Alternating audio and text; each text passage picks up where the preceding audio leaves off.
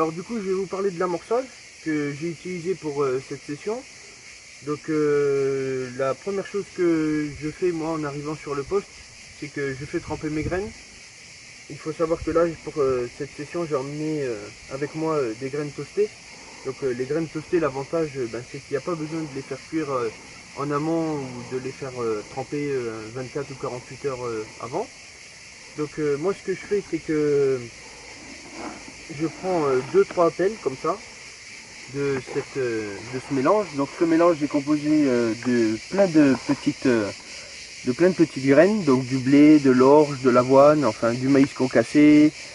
Donc je trouve ça que c'est très attractif et puis ça permet de marquer le fond correctement.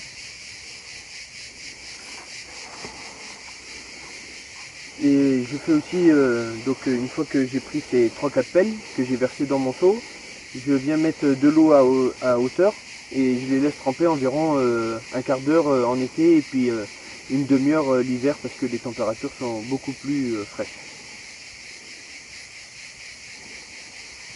Ensuite, pendant que ça trempe, ce que je fais, c'est que je prends mon seau d'amorce. Donc dans mon seau d'amorce, je vais venir y mettre quelques tailleurs ici.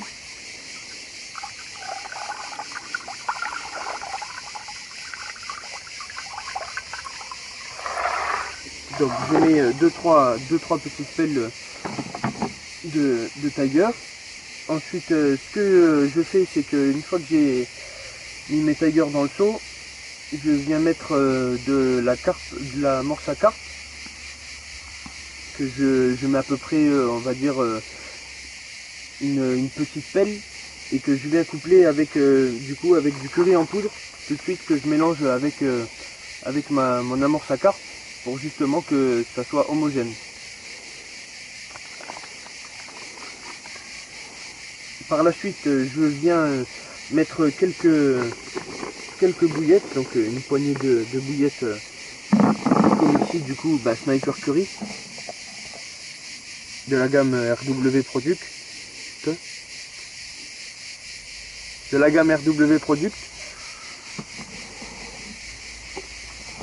je les mets un peu dans mon seau.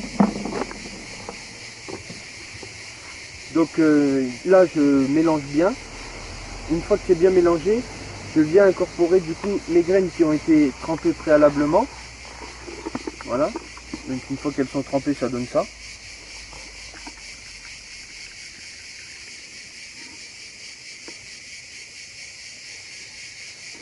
Comme on peut voir, elles ont bien gonflé. Donc une fois que j'ai fini de mettre mes graines, pareil, je mélange bien. Et après, c'est ce qui nous donne ce résultat.